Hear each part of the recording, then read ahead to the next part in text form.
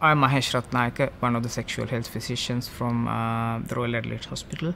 I work in the Adelaide Sexual Health Centre.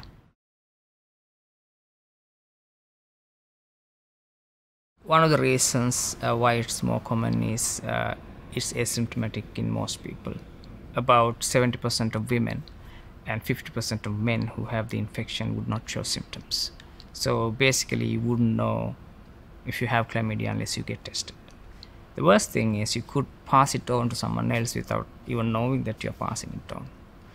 And in Adelaide Sexual Health Centre, we diagnosed about 1,018 patients during 2017. So STIs could be due to viruses, bacteria and protozoa. And common viral STIs are human papillomaviral infections and herpes type 1 and 2 infections. And human papillomaviral infections can cause genital warts and sometimes cervical cancers, anal cancers and throat cancers.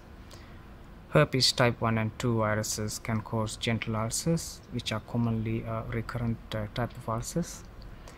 Bacterial STIs are chlamydia, gonorrhea, mycoplasma genitalium and syphilis.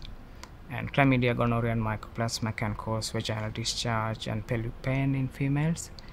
And in men, they can cause a urethral discharge and scrotal pain sometimes. Well, the best way I think is to look at your sexual behavior during the last few months, because if you have had any unprotected sexual exposures with casual or regular partners, if they have had STIs, there's always a chance that you could have got an STI. And that's the very first clue. And the second thing is to get tested, because as I said earlier, most of these infections would not have symptoms. Therefore, unless you get tested, you wouldn't know. All the bacterial STIs, namely chlamydia, gonorrhea, mycoplasma and syphilis, can be cured 100% of the time with antibiotics.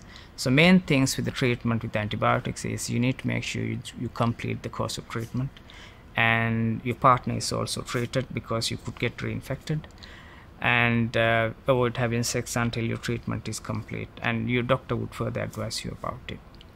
And viral STIs like herpes and genital warts, we can't remove the virus from your system, but we could treat the symptoms. But for most HPV or human papillomaviral infections, our body's immune mechanisms would remove the virus after a while in many cases. But unfortunately, we can't cure herpes viruses.